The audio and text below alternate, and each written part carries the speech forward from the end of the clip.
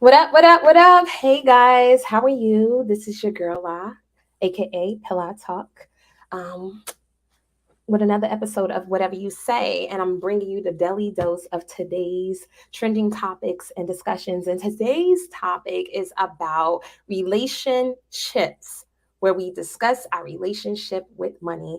We are going to have a ball today. So, you know what time it is. Right now is the time to go on your social media outlets and share to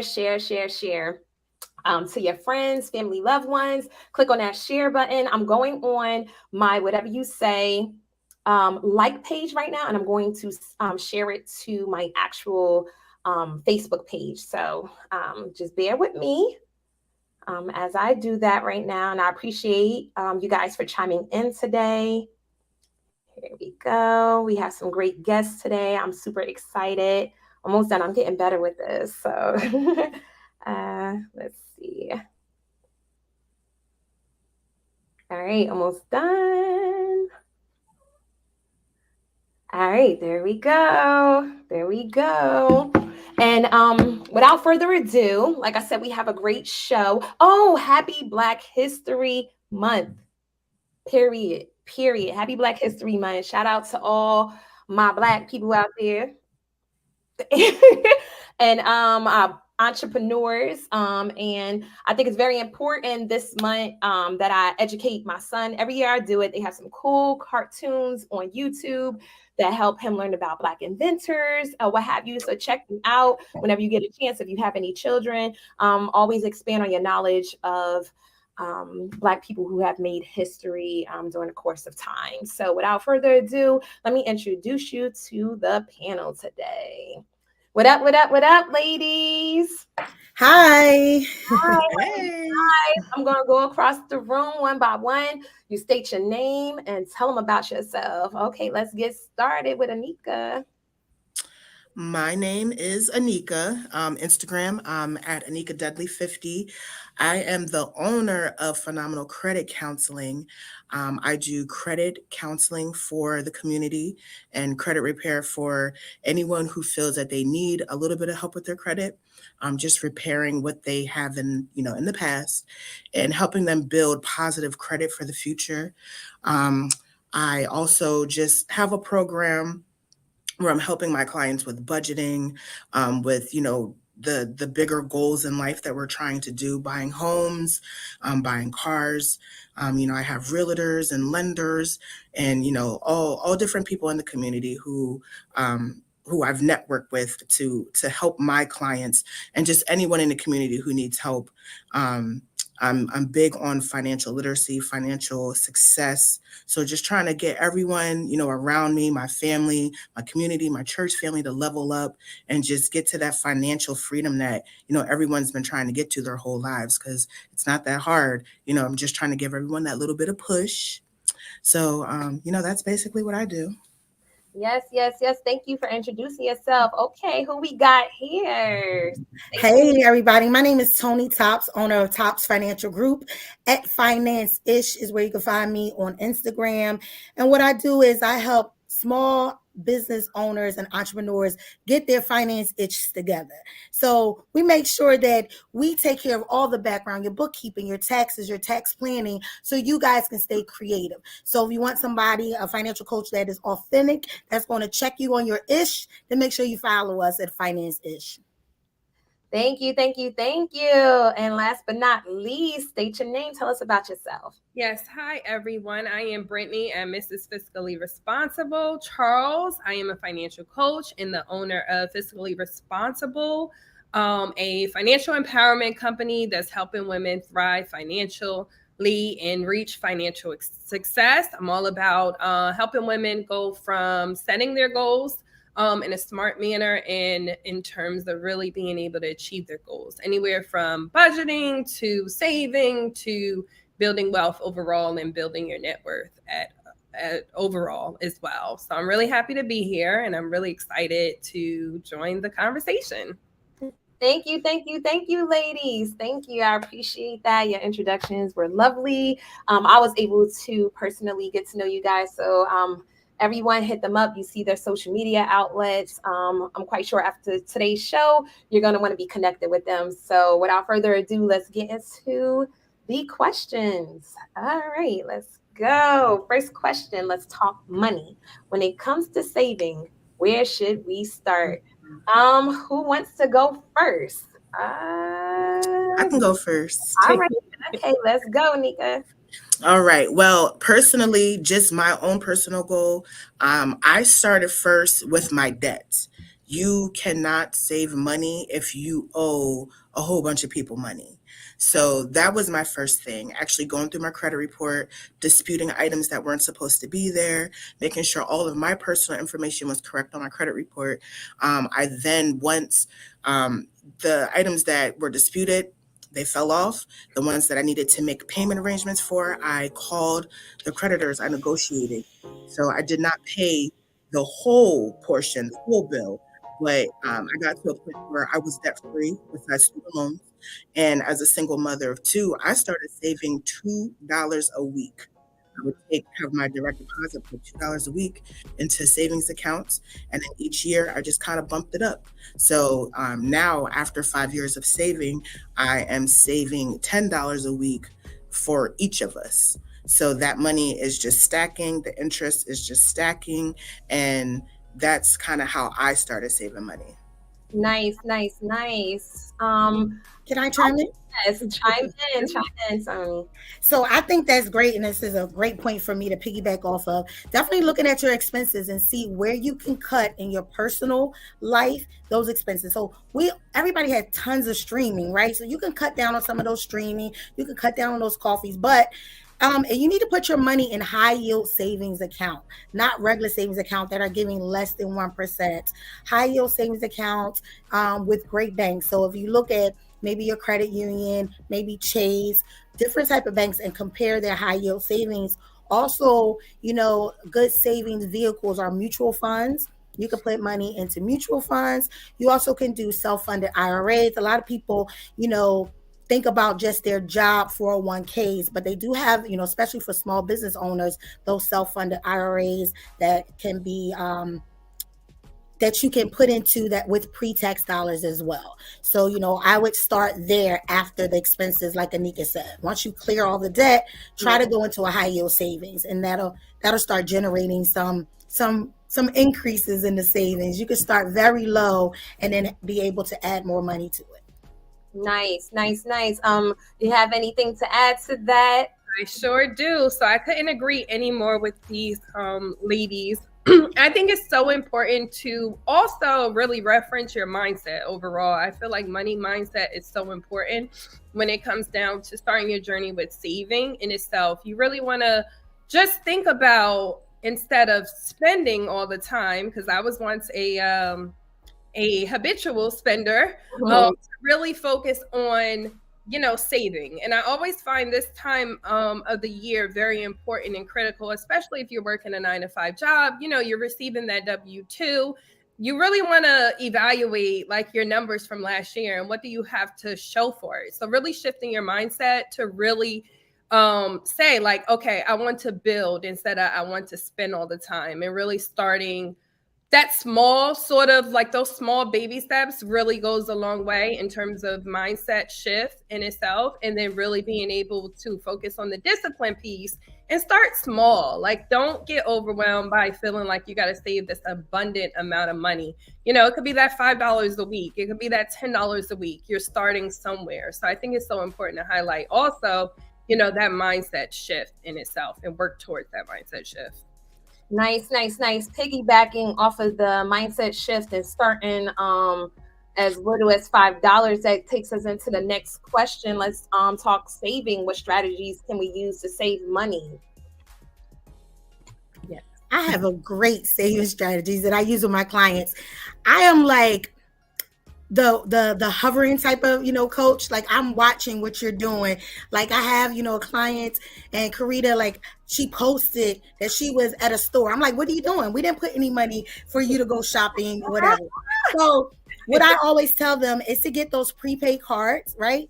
And on the prepaid card, you're going to put your grocery on one. You're going to do a prepaid card and you're going to put recreation. So even if we already put your budget and we allotted that you're going to do $100 a month, you don't necessarily have to use that $100, right? So next month, say you use half and next month you add that 100, then you're going to see that you're going to start scaling back on your own. So if you have, this shopping habit that, oh my gosh, I want to spend at least, I need a new wardrobe. Whatever you have on that card is all you have for the month. And if you can't buy it on that prepaid card, because I've already frozen your other credit cards, right? Then you're going to have to wait until the next month until that money goes into that account. So I think using those prepaid cards are a great tool and a great way to check yourself internally. She said, I froze your account. I love that. That's that coaching life. It's over. Absolutely. You, Lord have mercy. You're going to have to freeze my life, honey. Oh, who's next? Oh, my God. I can add, I definitely agree with that. Those prepaid cards are definitely a wonderful strategy for sure. I also feel like you should establish a system to set up like an auto savings, where it's sort of like hands-free approach, because sometimes when we overthink about our money goals and it becomes very emotional, setting it up once and kind of like just being on an auto sort of system goes a long way. And of course, that comes with really understanding your expenses compared to your income, what you have coming in every paycheck, to really identify what's a feasible amount where could be automatically saved on a paycheck to paycheck basis, where that could build over time in itself. So I always like to highlight just taking that auto approach where you don't have to necessarily think about it too much, so to speak, usually goes a very long way. Nika. I have to say, I like the idea of using prepaid cards because people with bad spending habits, me, I think sometimes we're just swiping. We're swiping our cards, swiping. And then next thing you know, you have an overdraft fee in your checking account because your Netflix didn't go through or your Hulu. So now instead of paying $20 for Netflix, you've paid $50 for Netflix. That's something that we have to be conscious about. And again, baby steps. One of the things that I did was, instead of getting coffee every morning, I made my own coffee. I got a Keurig. I found the coffee that I like. And instead of $4 a cup, it's costing me $4 a box. $4 for 12 cups. Instead of, eating out for breakfast, buy things for breakfast, because you're going to be eating out for lunch or probably eating out for dinner. So I always try to keep eating out to one time a day and ordering out for my family to one time a week. I really try to keep it down to that, because sometimes as mothers, we want to sneak our little McDonald's fries, just because we don't have to share them. But we need to have a budget for that. And we need to make sure we're keeping it to a minimum, just for our overall health and for our financial health as well. So I honestly try to make enough at dinner to have for lunch the next day, just so I'm not constantly eating out, because, all those swipes add up. Yes. And just chiming in on that, like, I recall, when Brittany said something in regards to, putting the money on a prepaid card, but I'm not a spokesperson for Cash App, but they have something in their system where you can schedule for payments to come out and how much you want to come out of your account, whether it's weekly, bi-weekly, or what have you. So I had that set up for me, so then that way I could budget money. What were you about to say, Tony? Be careful with Cash App. The scammers know how to backdoor. They got me in Vegas, so I never promote Cash App or any of those. So be careful. Somebody's hearting that. She's like, okay, yes, and you know what? You're so right. I always keep my Cash App card locked, but I am looking for another resource because I do not play. I was like, no, I'm going to lock this if I'm not using it. I only unlock it if it's in use. But I do use it for like little budgeting things if I need to, if I don't want to go into my account. But we have a comment here as well. Karita said, yes, Miss Tony Tops. Watch your good social media on what you are buying. I'm watching. Yes. She said, yes, she will. She is true to what she say. We have her clients that's speaking up for her. Does anybody have anything else to add before I go into the next question? All right, here we go. What strategies can we use to increase our savings? Is this the tax strategy one? Yes. No, I think No. yeah. I would like to sort of mention like a good time to think about like increasing your savings is always the time where you know you have a schedule increase in income. Like I always factor in like being a 9-to-5er where you have annual performance appraisal time and you know you're designated to get that increase in your salary. That's like one of the key tips that I always like to mention. Keep in mind to plan out to increase your savings at that point in time. You were already sort of managing life, living on a certain level of income, right? So that's the perfect time to think in regards to, okay, as I'm getting this increase, then I could use that towards saving for my future overall. That's usually a good window of time to think about, increasing your savings goals, what that had be. Or if you do get an opportunity to increase your income, consider also thinking along the terms of increasing your savings at the same time too. Those two sort of align really well together.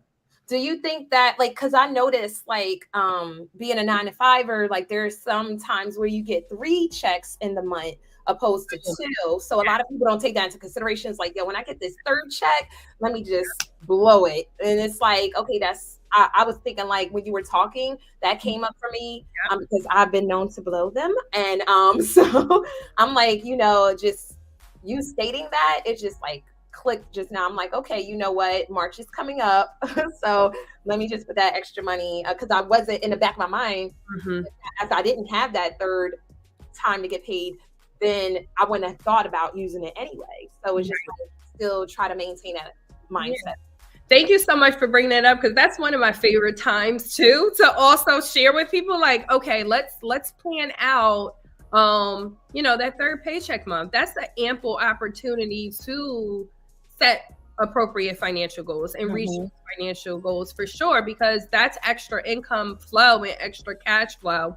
So thank you so much, because that's definitely one of my favorite times. It's always, if you're someone that gets paid bi-weekly, you can project your 3rd paycheck month to be twice a year, so to speak. I actually share that on my page every year, and that's usually a hit too, in terms of really being able to think along that way. It's like, let's think about 4 months out. Let's think about the end of the year, so to speak, when we know we're going to get that extra cash flow, because that's a perfect opportunity to really set yourself up to achieve those financial goals for sure. I would love to chime in from a full-time business owner. I think some of us don't look at, we normally take a draw, right, from what we make. Instead of taking a draw, which means like we take a portion of it, to actually just go ahead and give ourselves a set paycheck. Then we're not taking, oh my God, I made all this income. We're taking a draw on that portion, but going ahead and seeing what our salary is going to be, opposed to just taking a draw on how much we make off of each project, each client, and so forth. And that's a good way as a savings. So that difference you can put into a savings account that you don't have access to, right? That's not, because the problem is when our checking gets messed up or gets low, we just transfer from savings to checking because it's so easy. It's usually housed in the same bank. So we go ahead and decide, okay, this is what I'm going to give myself, $50,000. I'm going to work on this, $75,000, annually. And the difference of that draw, we go ahead and put into that savings account. I think that will work really well for business owners, learning how to pay themselves and looking at yourself as, although you're the owner, right? You're an employee of the business. The business is going to make money, not just you making money. So the business don't be poor. It's not poor. Piggybacking off of Tony, setting up your savings account in a separate bank than your personal checking account is an awesome idea. I was saying how I would have, $2 direct deposited into our savings accounts. Well, those savings accounts weren't connected to any debit cards, and the bank was out the way. So I would literally have to go out my way and walk in the bank and actually take the money out if I needed it, and we're all creatures of convenience. It's self-gratification. If I can't have it right then and there, I'm going to rethink it. So that was my whole process of thinking about the savings accounts. Like, okay, let me just put this over here where I can't touch it, can't get to it, and I really got to work if I want to get to it. So that was probably one of my best saving strategies. Also, I remember when I first kind of started with credit, I took my income tax return and the bills that I had that were fixed, like let's say my phone bill. My phone bill is the same amount every single month. I took a portion of my income tax and I paid that bill for the year. Now, I was a struggling single mother at the time. I wasn't making a whole lot of money, so my income tax return was a little bit larger. But that year, because I was able to take my insurance, my phone bill, and I believe my daycare bill and pay it a year in advance, it opened up so much for me. I was able to take my kids on vacation for the first time that year. And I actually had money in my savings accounts after Christmas that year. Like, I never had money after Christmas. It was always a struggle after Christmas. So taking that money that you're going to get in a lump sum and thinking about how it can work 6, 8, 9 months down the road, that gives you the opportunity to take that cell phone bill and actually put that in savings. Yeah. So that was probably one of the best strategies that I had used over the last couple of years. Nice point. I like that, especially coming from a single mother point of view, that goes off of sort of what Karita was saying. Like, also, if you get a tax refund, taking that and putting a good portion into savings. But it's like, also like paying off those things so you won't have to worry about it. And then whatever money you're getting is just going back into your account. You can have more money to save. We have a question from somebody that is chiming in. Von Sear said, what about saving challenges? Yes, I'll chime into that. Savings challenges are awesome. I actually host a holiday savings challenge where you could set up to go ahead and choose your designated goal to save for the year, so to speak, where you're allocating a pretty reasonable amount per month to go towards that goal, that savings goal. For instance, with the holiday savings challenge, we know that Christmas comes every year, right? And how oftentimes do we run into situations where we go into debt or we overspend? So it can go a long way when you are planning appropriately. You're starting at the beginning of the year to plan throughout every month to be able to designate a set amount to go towards, so you'll have a lump sum amount. It also pretty much, depending on what type of savings challenge you join and everything like that, you often get a lot of support too, a little accountability and support, and you're not in like this journey of like savings alone, so to speak. So I highly encourage savings challenges, and there's so many out there. Even that 52-week savings challenge was probably my very first savings challenge I ever tried, where it's $1 week 1, $2, that dollar, it's building that discipline and it's building that momentum where you're working towards having a nice lump sum at the end. And you'll be so happy with yourself at the end where it's just a breeze. And that's really the goal, to just get to the point where you're working towards trying to have a positive relationship with your money overall. I like that aspect of it, because we're going to spend the money on something, right? So it's just like $1, $2, and like you said, discipline. We're going to spend it on shoes. We're going to spend it on a candy bar or what have you. So if we can just take away those things and just, like you said, having a healthy relationship with our money, I like that. I'm going to start thinking about it from that perspective. I need a healthier relationship with my money, honey. Okay, let's get into the next question. Are there any tax incentives or deductions we should be aware of that can help us save money? It's the one I was waiting for. I think, and I was a person that didn't like jump on this big time, but 529, the college savings, that you can do for your children is very important, especially if you start now. I know some of you have like younger children that's 2 and 3. You can start putting that money in there now, and now it's open up that you don't have to wait and use it for colleges. You can use it for private school, all different type of things. So the 529s that your state, it's a state funded thing. You can increase your health savings account, your FSAs, all those things, right? And you can use those pre-tax dollars, which is like really, really important. And one thing that I always tell like my homeowners, especially when it's renovation time, right? Spring cleaning and all that stuff that you want to go through, go ahead and invest in those home energy improvements because you can write those off. The solar hot water heaters instead of using the gas ones or the electric ones that you have.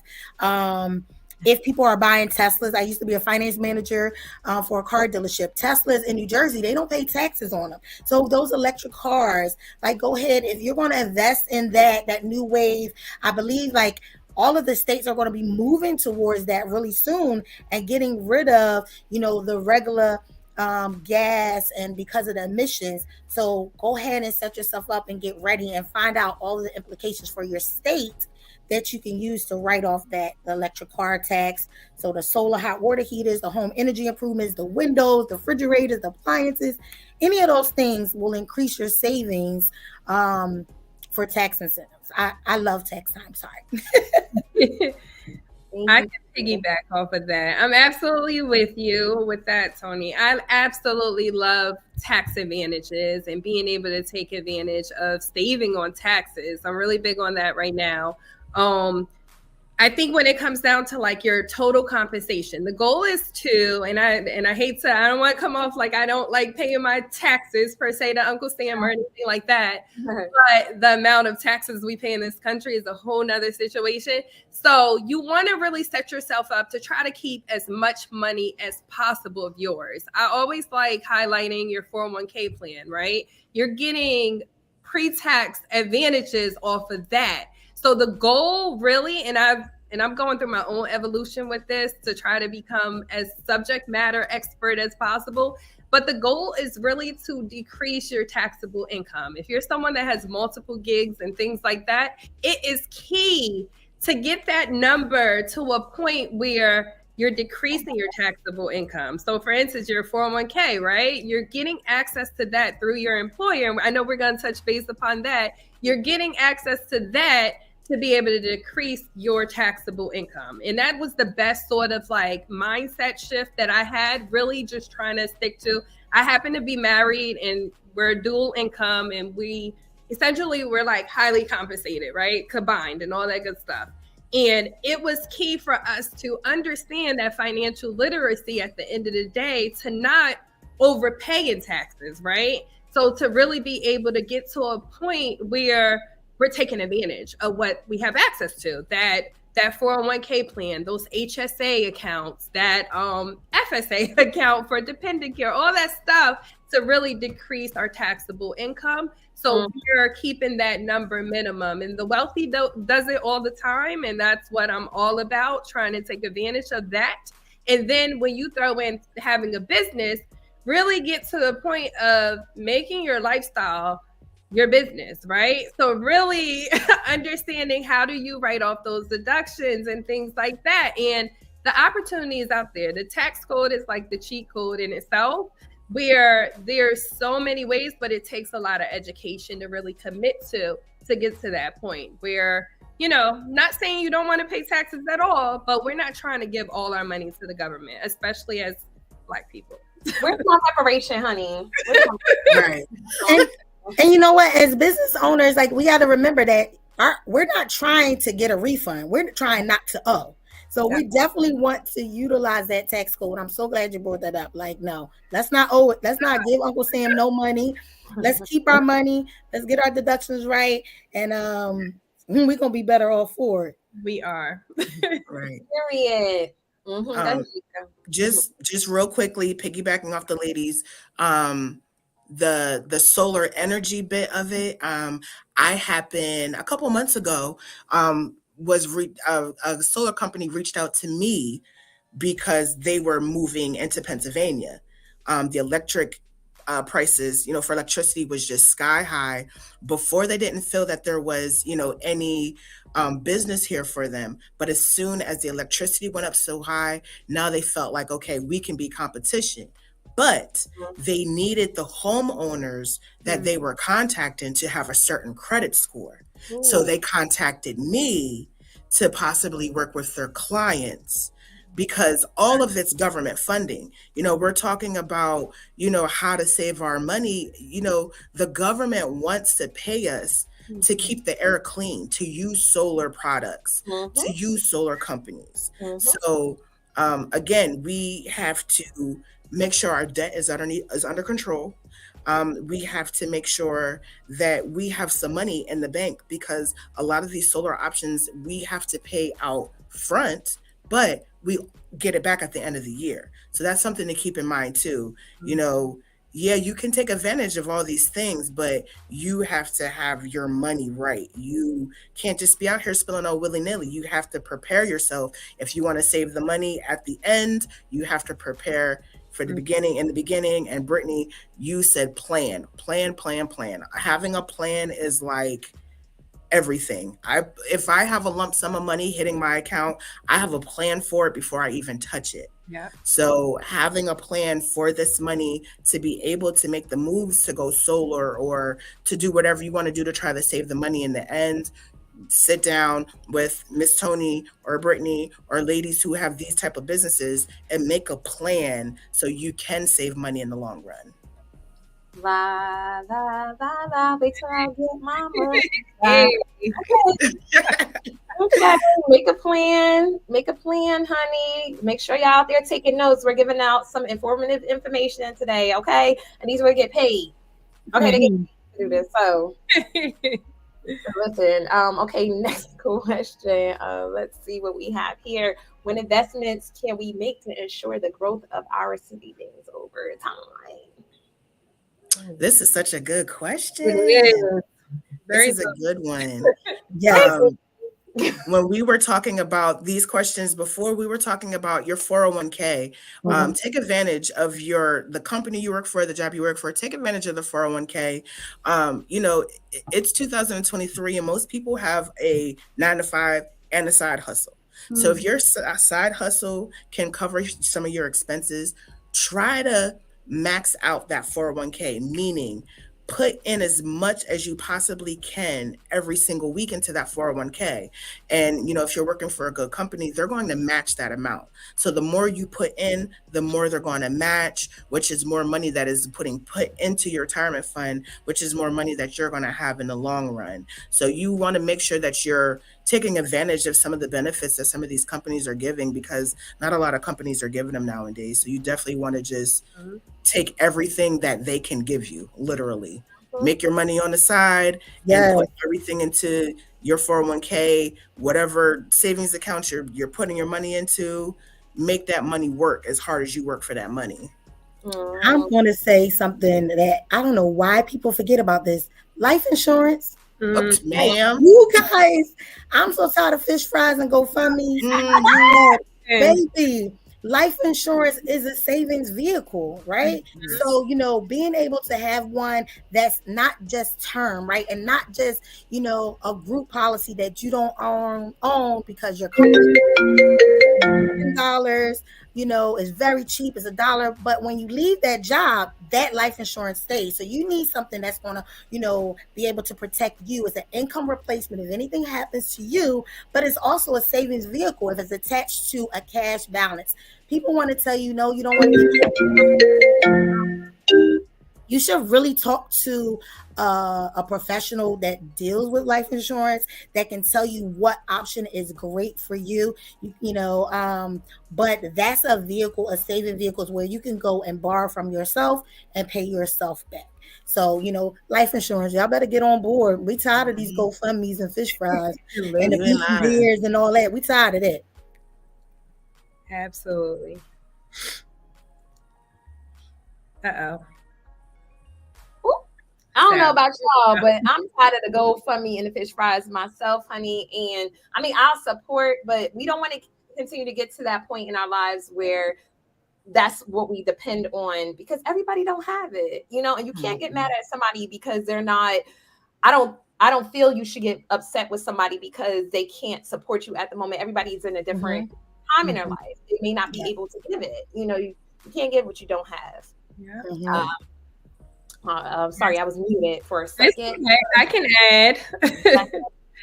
All right. So I think essentially, you know, savings is baseline, right? We should be saving our money. But the message that I like to express is that it takes more than savings to just grow our money, because with savings, you know, with current savings, savings APRs and saving rates and things like that, and compared to like the inflation rates, it's extremely important that we work towards investing our money to see some growth, to see capital gains and things like that. So I always like to start off by saying about like micro investing, being able to think about investing in a small manner.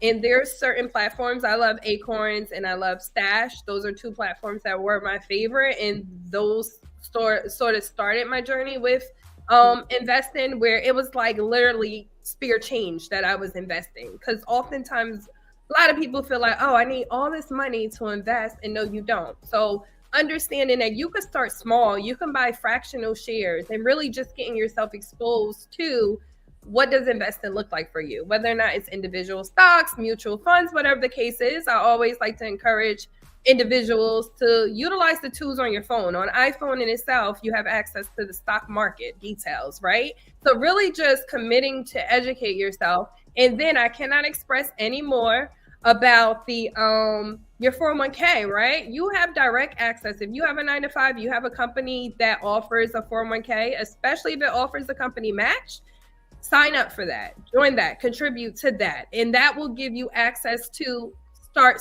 investing as well. And really, because investing is definitely an intimidating industry in itself overall. So it's just important for you to stay committed, start small, expose yourself to information, as much information as possible. We live in a day and age where all the information is accessible.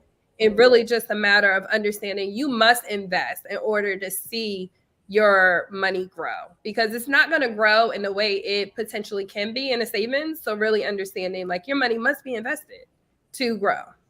Nice. And I want to apologize. My mama keep calling me because no worries. I'm live.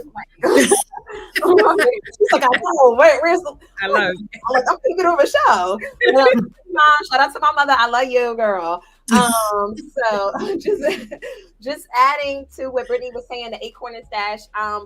Listen, with Stash, somebody sent me a link to Stash to join. You know, one of the requests. There's a lot of incentives. You add a few people. You give some money back. Not only that, you start up. They give you $5 free to start off with. Let me tell you, I forgot about my Stash. I let it sit. It went up to $500 from $500 to $500 because I looked into the investments, and I'm just got it sitting. So I'm just like, okay, I could add more money. Or I could just sit and just watch it grow. I'm like, listen, I got free money. Yeah.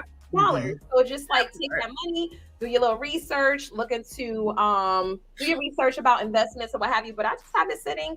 And then like I invested in something that people didn't think was gonna work. And then now it's this, rocketing right now, just off of $5. So I would say like utilize those little things. And also they have like incentives where you can save for your child for their future. It'll tell you by saving this amount of money each week or bi-weekly, this is how much money they will have at this age. So it's a really pretty cool tool to use in terms of that.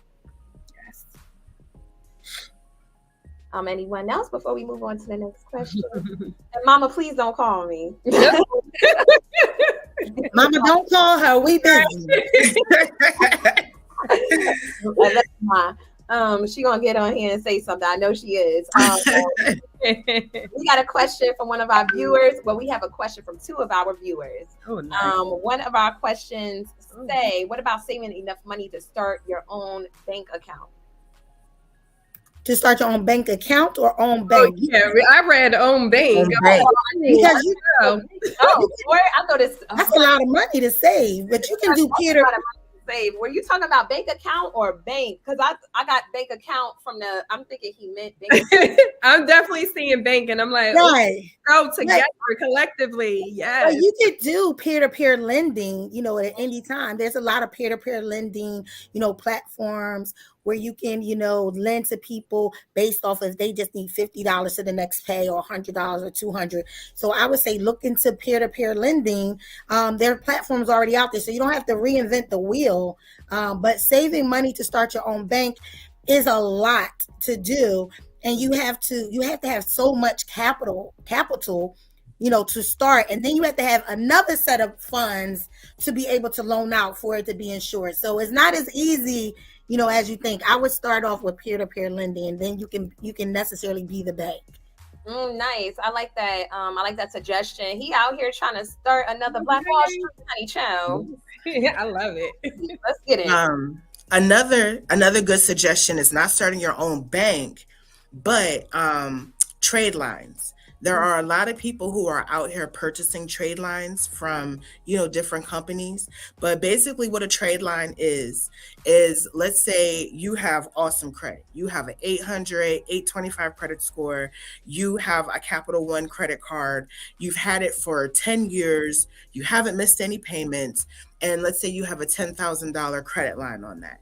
You can actually rent that out to someone who is actually trying to boost up their credit score for just a couple of months. It's not good for mortgages, and it's only good for a certain period of time. So most times it's like 3 to 6 months. So if someone's trying to buy a new car, they can buy a trade line, which means that $10,000 balance is going to be reflected on that person's credit report, which is going to make their credit score go up. But once you take them off, what you're basically putting them on as an authorized user. So once you take them off of your account as that authorized user, then their score is going to go down because that $10,000 does not look available to them anymore.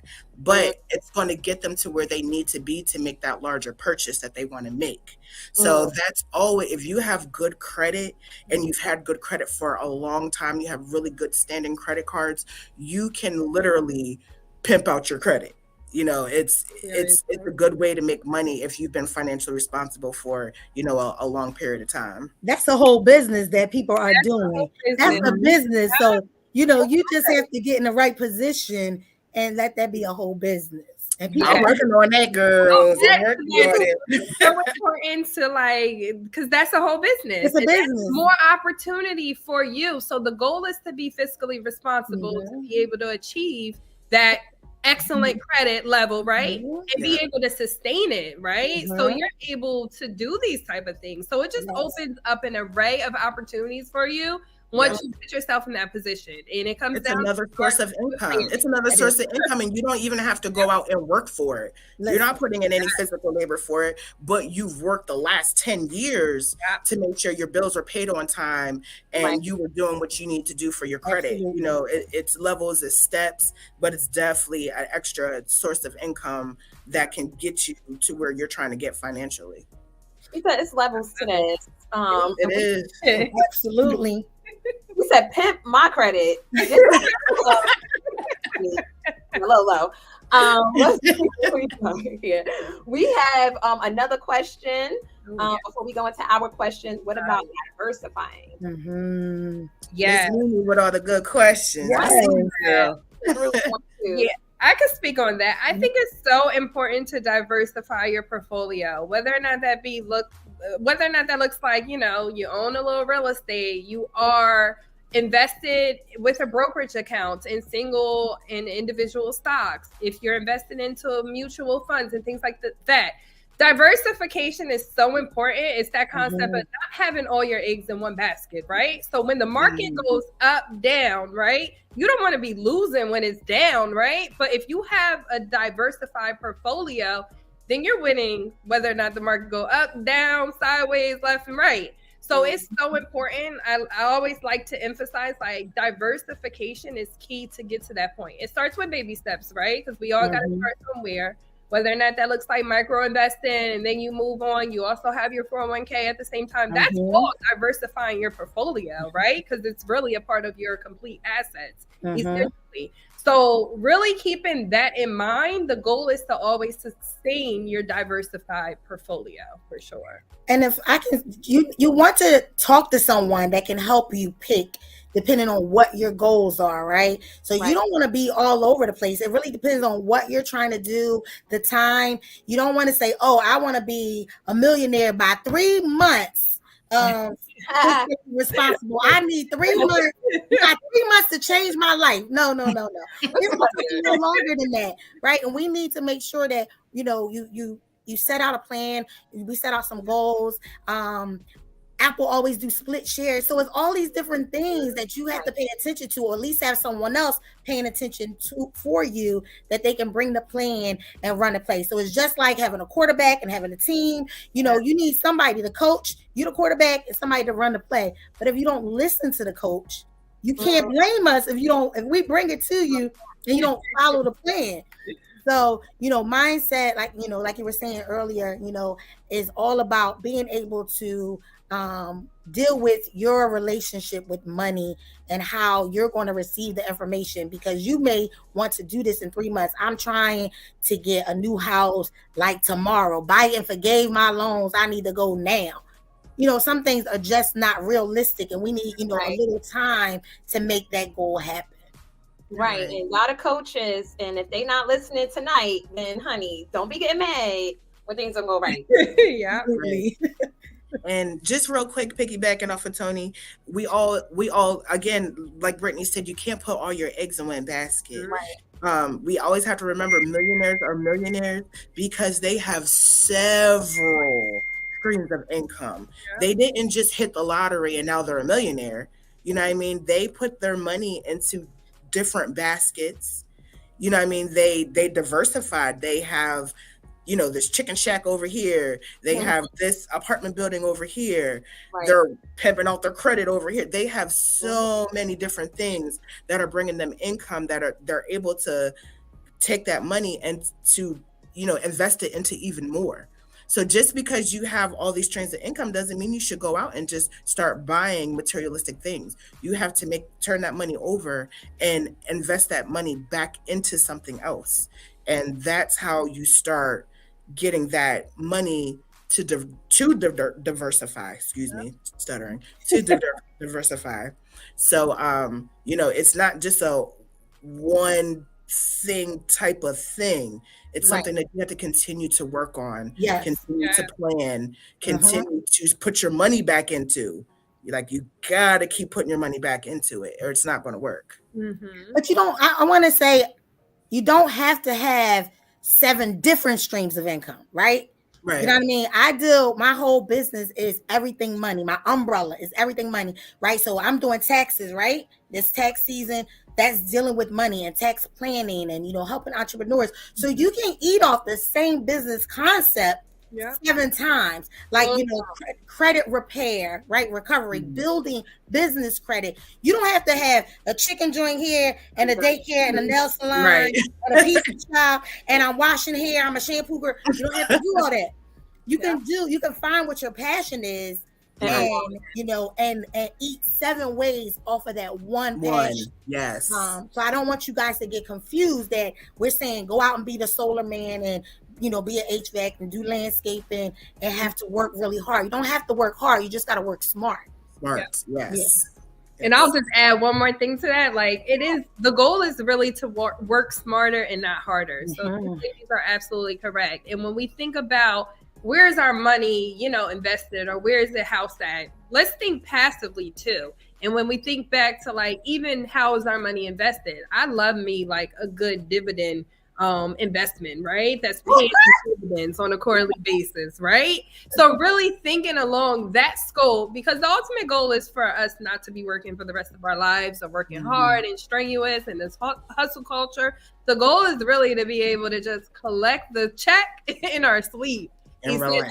Yes. So I would like to just add the detail about thinking about investing into stocks and investments that's going to pay you dividends. That's a good way to access just money that's going to be recurring on a quarterly basis. And of course, the more you invest, the more the dividends you get, for sure. But that is a good takeaway for us to all remember. Period. You can end it right there. Period. Yes. Hope you guys. Oh yeah, I just want to take a quick side note. Say a quick side note. Thank everybody for tuning in tonight. Listen, follow these ladies. You see their social media platforms right under their profile. So make sure you follow them on their platforms. But thank you all for tuning in once again. Let's get into the next question. It's one of my favorite questions. What resources should we ask our employers about that we can possibly take advantage of? Brittany. Come on, Brittany. So y'all want the cheat sheet? The cheat code. So I think it really starts with understanding what benefits your employer offers. So really being able to understand the 401k, the retirement options that's available to you to contribute, whether or not it's the company match available, flexible spending accounts, right? So your complete benefits guide, you should have a copy of that, and you should be highlighting every single thing that's offered to you, because there's a lot of benefits in that. I love to highlight the flexible spending account for dependent care. I became a mom almost 4 years ago, right? And I was hit with that shock surprise of the cost of daycare. And I'm like, okay, this is crazy, right? However, because I became educated in the flexible spending account for dependent care, right? I was able to manage my daycare expenses through that. There is an IRS limit to that, which is $5,000, which is in New Jersey, it's not even half the cost of daycare for the year, but it gave me an opportunity to access that pre-tax and that tax savings in itself to manage that daycare expenses a little bit better with a little bit more ease, so to speak. Right. So I always love speaking about that one, your 401k, any of your retirement options, because in nonprofit, there's a 403b, right? So really understanding that company match, what's that financial institution that retirement plan is housed through, understanding those investments, understanding the life insurance options that's available, because you're getting those access to all of that at a group rate. So understanding, take advantage of that. It's going to be the cheapest for you in premiums.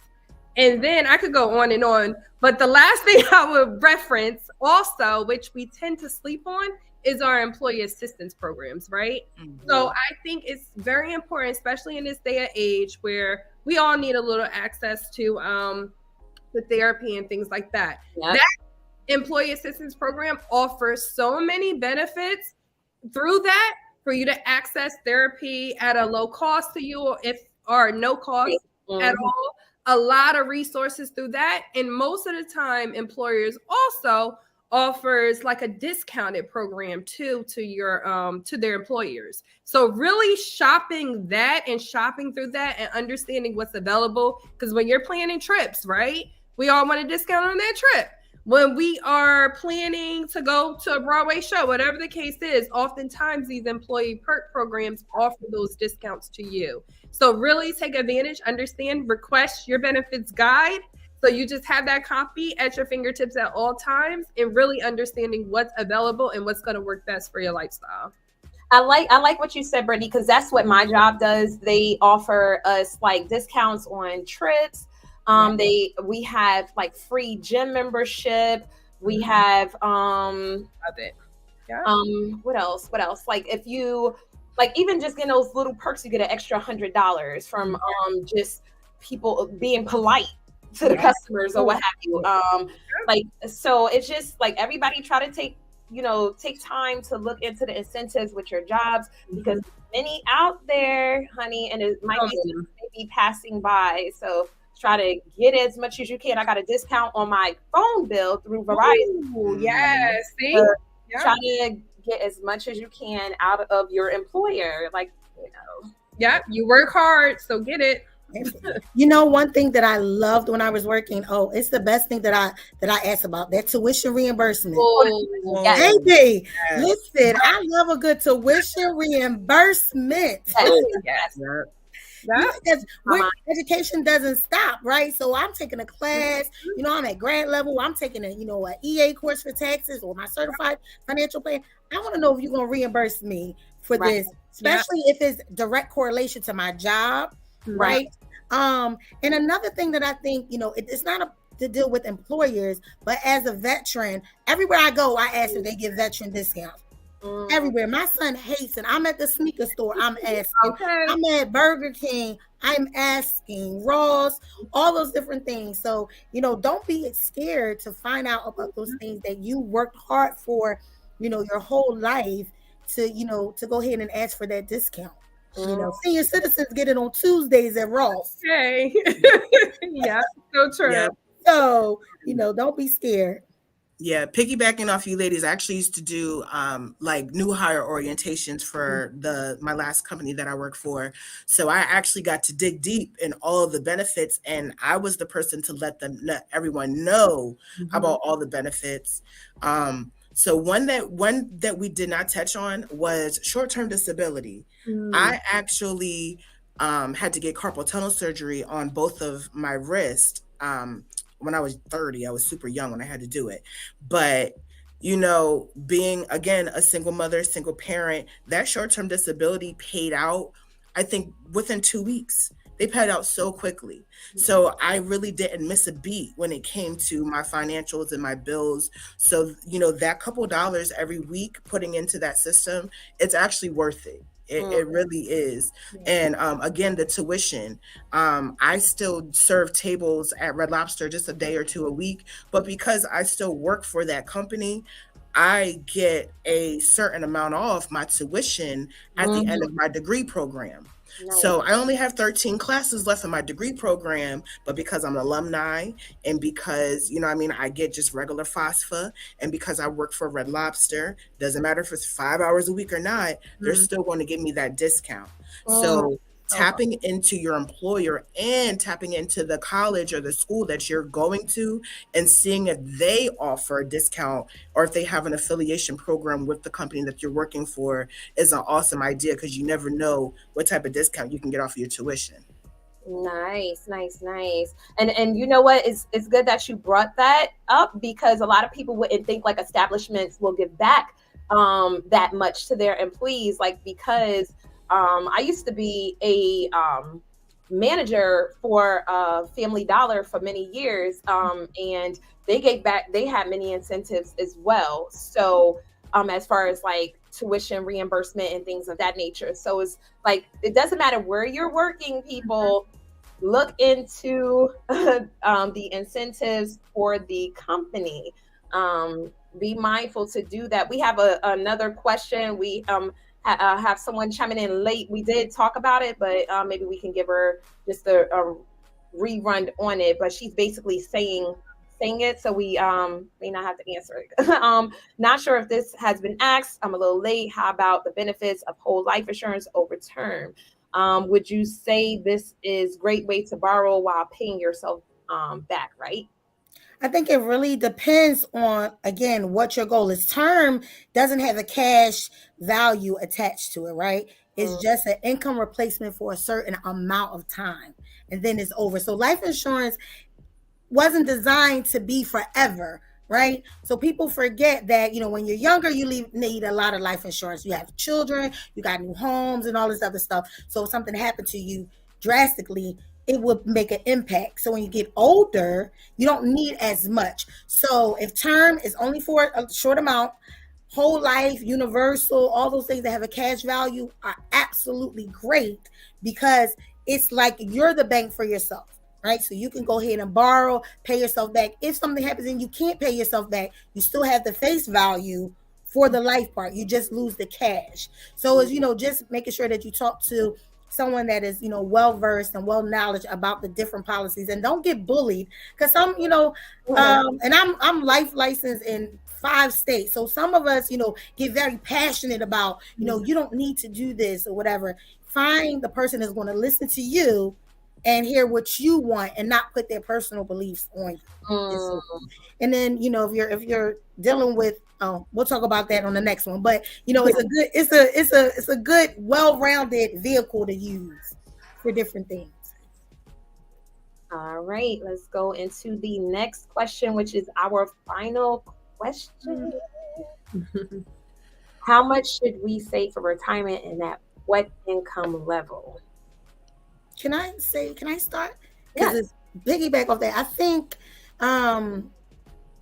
everybody has a different income level that you need to do a financial needs assessment, right? To see what your need is, because 30,000 now is not the same as 30,000. Just shoot, last year we were talking about it. Eggs are crazy. You know what I mean? $10, $12 for eggs, bread, and milk. So you really need to do a financial needs assessment to see what you're making and how that money is going to look in the next couple of years, and to your family and to yourself. And then looking at your debt with your credit and your income. So it's a real personal type of relationship, and something that you can't really be generic about, because I can't say you guys need to save $100,000 for retirement, because that shit, may only be 10,000 in 5 years. It may only be equivalent to that. So Right. I think you really need to do, a financial needs analysis on yourself, and where you're going and what your goals are for buying a new house. And, if you have a 2-income home, if you're going through a divorce, if you're a single parent, it's really going to decide how you save for retirement. Right. I'd say, listen, live off the land, buy a farm. It's straight like that. This may be a lot. I don't know. Right. I don't have much to chime in, but I just kind of piggybacking off of Tony. It is a personal thing. Like I said to Toya before, it just depends on how you want to live. You know what I mean? If you're happy living in your 1-bedroom apartment and, watching 227 all day when you're getting older, like, that's fine. But there's some people who want to travel and that are going to need more money and that want to keep the same lifestyle they had as when they were working. We also have to realize that the money that we are paying into the Social Security system, we are not going to get that money back. We're paying into a system that we most likely aren't going to get, anything back from that system when it's time for us to retire. And that retirement age is being pushed further and further and further back. So, you have to think about, like, when it's time for me to retire, they're probably going to want to make me work until I'm about 80, 85. Do I want to work until I'm 85? Absolutely not. So, making a plan and putting my money in the appropriate places for it to grow the way I need it to grow, making my money work as hard for me as I've worked for my money, is what's going to be important when trying to save for retirement. Like Brittany was saying, like, you want to be sleeping making money. So Exactly. let's try to find a way, because it's change. Do you have to add anything, Britt? Yeah, I definitely agree with both ladies. I have the same exact perspective on things. Personal finances is personal, whether or not it's now or whether or not it's in retirement, right? So it's very important for you to be well in tune with what you want out of life. What are your exact goals, right? Do you want to work a 9 to 5 to 40? Do you want to retire early at 40? Do you want to work beyond that? Whatever the point is, it's always going to be personal. And then this way you can establish your goals based upon that. So I encourage everyone to have annual goals, right? To focus on what are you doing for 2023, right?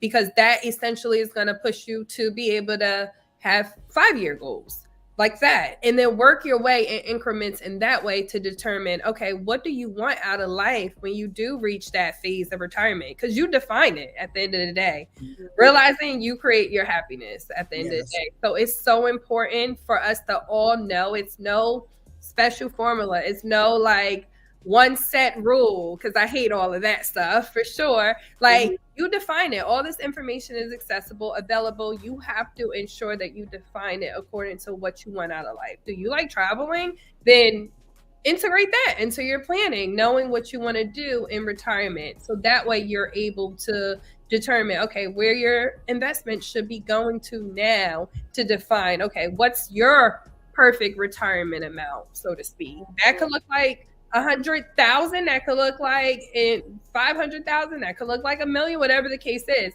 It is really that financial needs assessment is extremely important, because understanding like your current financial situation and what does it cost you to live off on a monthly basis, on a yearly basis, will go a long way for you to define what is it going to look like in 5 years or 10 years or 18 years if you just had a baby, right? Because your expenses are going to change throughout all these durations of life, so to speak. Right. So really understanding all of that to really define your customized plan, because it's going to be personal, essentially. The goal is to be working towards that and saving and investing towards that, but ultimately you're going to define that. So so important for everyone to know.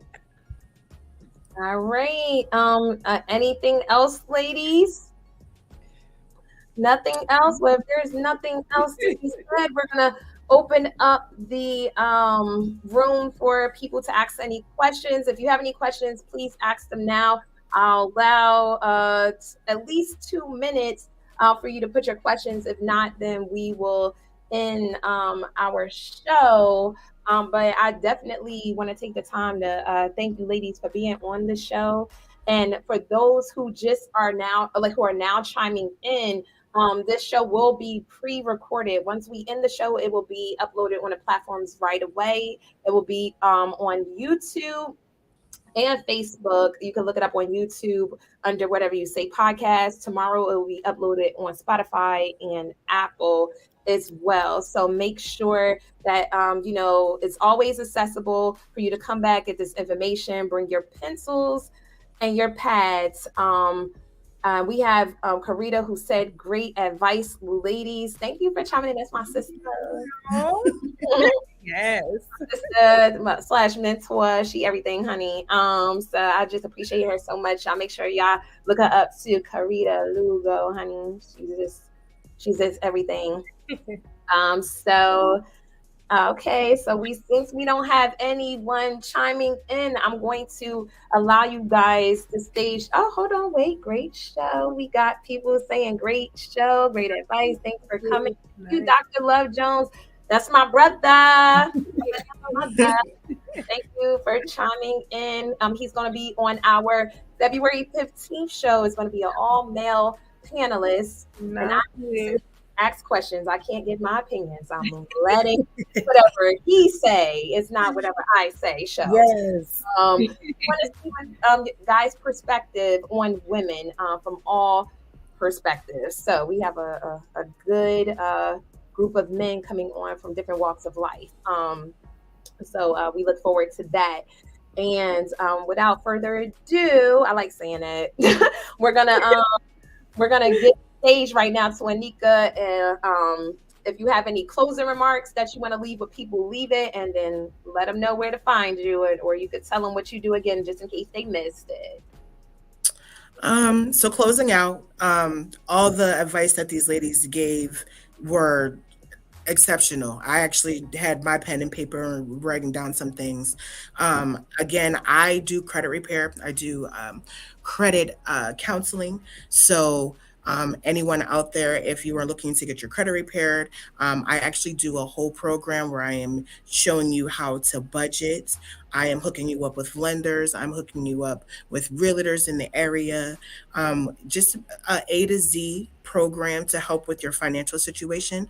If you are trying to learn how to establish credit, I also help with that. You can find me on Facebook, Phenomenal Credit Counseling. And my name is my name as my personal, Anika Dudley, and I am at Anika Dudley 50 on Instagram. So Toya, I appreciate you asking me to join the panel. I had a great time chatting with you ladies. Great information we put out there. I'm glad that you said yes, because my girl, I'm grateful that you're here. My girl was going to say no to me, honey. But I'm glad that you made it today, because you made a big impact, and I appreciate your advice. And I'm going to be looking back at this video again, honey, because sometimes I have to hear things twice. Like, so I'm grateful that we are going to have this recorded. So make sure you guys do the same. Tell us your name, tell us about you, where can they find you, and some closing remarks. Yes. So thank you again, Toya, for having me. It's been a wonderful opportunity and pleasure to be on the panel with you ladies. For sure. I definitely learned a lot from you ladies as well. Again, my name is Brittany Charles. You can find me on Instagram at Mrs. Fiscally Responsible. I am a financial coach and the owner of Fiscally Responsible, a financial empowerment company that's focused on providing coaching solutions for women as well as financial literacy awareness. I actually have a merchandise line as well to raise additional financial literacy awareness in terms of building wealth and all that good stuff, and assets and excellent credit, all that good stuff. And again, it's been a pleasure. My biggest sort of advice is to really just be fiscally responsible, really. Essentially, really focus on your financial life. Put a focus. Don't let the time go by. You know, time is going to pass regardless. So it's important for you to establish financial goals and really understand that you're capable to achieve it. I don't want to hear, oh, it's impossible, because where I was at years ago, I was living paycheck to paycheck, and I was thinking that was the life itself. That's all I knew. And now at this point in time, I have really enhanced my financial life a whole lot. And I'd like to teach women to do the same as well. So understand, start small, personal finance is personal, and really prioritize your financial life. Thank you. And that, last but not least, I had a great time. So thank you, Toya, for having me. I learned a lot from you ladies as well. You guys gave great advice. I also want to tell you, so my name is Toni Topps, TOPPS, right? So I'm a small business coach. I help you guys, get your finance ish together. Right. So with everything that everyone says, it's important that we start today. You don't have to put it off. Like, Brittany said, you start today. If you're looking for someone that's going to hold you accountable, you can follow me at finance-ish on Instagram, or my personal page, Toni Topps. I help you turn your passion into profit. So we take you from point A to point Z. So I hope to talk to you soon, and you know how to find me. Period. And that's Toni, because everybody spelled Toni different. So that's TONI. Toni. Make sure y'all get it right. Get it tight. Okay. And before we end, we have one more question. And this is a really good question. So we're a little bit over, but I think this is a pretty cool question. And then I will release you ladies to go about your lives and to y'all families or whatever y'all got to do and eat y'all food, whatever. So here's one last question from Vancia. How early should we teach our children financial budgeting? Now. Right now. Right now. Yes. I mean, I started a savings account for my son. And as he gets older, my thoughts is like when he does chores, it's like, okay, I'll pay him for his chores, but now I teach him also how to put some away, and then he could keep some for himself. Listen, you can't get any more money until it's time for you to get paid for your chores. And after this, teaching them how to, it's like work life. That's what you do. You get paid. Yes. You put some in the bank, and that's just how life is. So that's just one of my things. But do you guys have anything to add to that? I definitely have to say right now, it's never too early. I remember my daughter's almost 4. I had her surrounded with me at like my financial empowerment events when she was a toddler, just sitting there, right? Because that energy she's consuming at the end of the day. So It's never too early. I think you could start those baby steps for sure. Having a piggy bank, that exposure to those sort of monetary things goes a long way. For example, I wasn't exposed the way I wish I was. Yes, my Nana, she taught me how to save my money, but it wasn't really no defined plan in place in terms of, okay, how much should I be saving, right? But she did instill that part in me when I started working at 14. I'm a firm believer, the earlier the better, because it's only going to be the best for them for when they become an adult in itself. So those little things, exposure to budgeting, exposure to learning the concepts of working for money goes a long way. For them to understand the value of money goes a long way, and not to have like that child that's like totally disconnected and want to ask for everything with no concept. So like, okay, this costs money, right? Right. We don't have like a money tree at all. So it's so important to instill the early, the better. And they begin to pick up on things as early, like your little ones too. And I'm sure he's gaining a whole lot of insight just from you integrating that into your lifestyle. So the earlier the better. by any means necessary. Have them hear you talking about money around them and everything like that. So absolutely, the earlier the better, and it starts small. Get that piggy bank, have them count them coins. It's gonna go a long way. Listen, I make my son, I don't know if your guys' bank still has the coin machine. TD Bank over here, we don't have it anymore. I make him put them coins together and roll them up. You gonna put some skin in the game, and then also, teaching them how to budget, teaching them how to have those goals. They have those green lighthouse cards, and this is how much you have. You want to get this game. I have a 10-year-old and an 18-year-old. You want to get this game. This is how much money you have to save in order to get this. And once you spend that money that you reach for that goal, you got to start all over again. Why not, wait until you build it up a little bit so you don't have to be back at zero. I used to hate going on vacation and coming back home and having to be on zero again. So I'm trying to instill in my boys not to start at zero. So, letting them save the change out their pocket. Because, once you break a 20, that's it.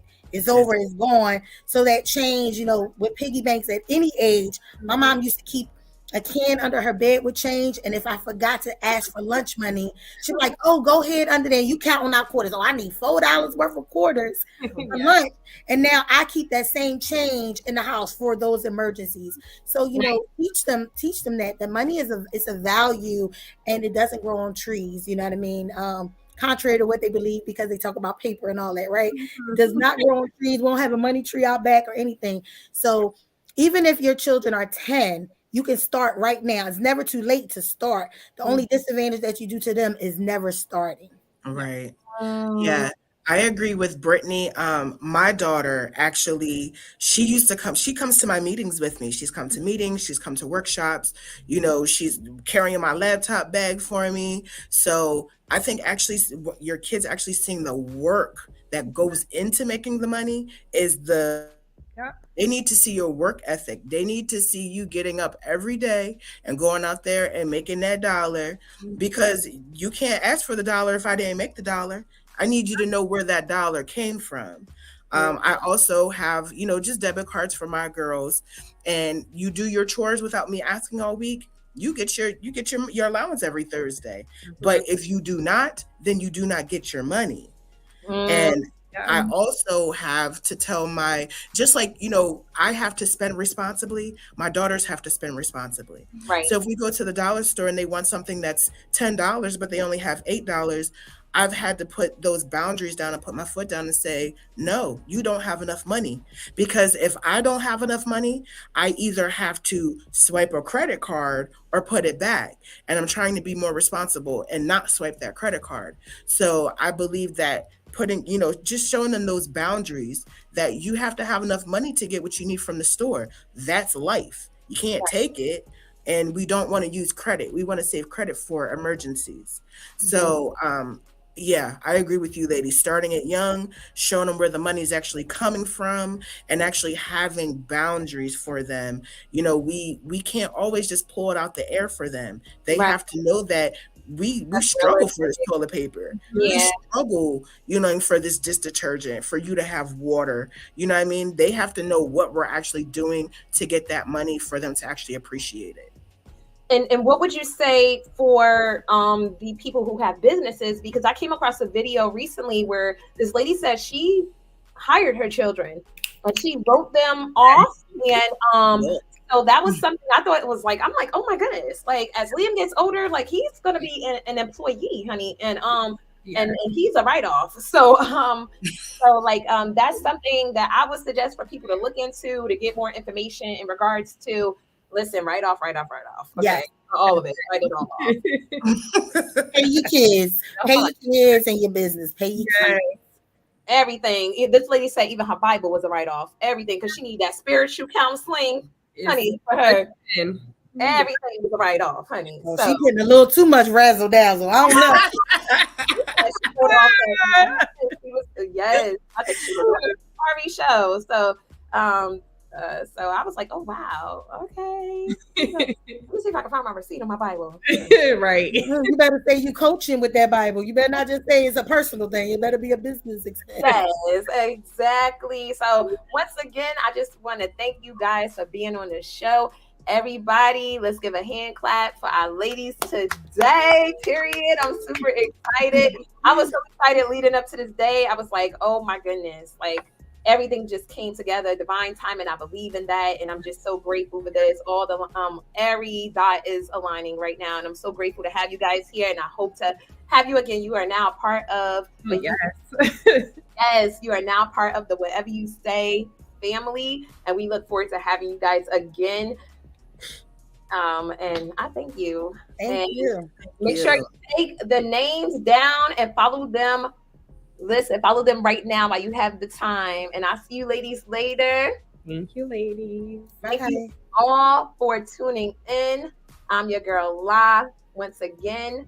And if you would like to be on the show, make sure, or you have any ideas of what we should have some shows about, email me at whateveryousay.info@gmail.com. Like always, like, share, and subscribe, honeys, my love bugs. I appreciate y'all so much. We had to revamp the show. It started off with 3 ladies, and then it's just me, and the show must go on. And I want to send out love and light to the girls who used to be a part of the show. Quadria will be joining us next month. I think she has an episode. I see her pop up. I didn't even know she had an episode tonight. So make sure y'all look for On the Queue podcasts as well. And y'all have a wonderful night. And as always, it's whatever you say, baby.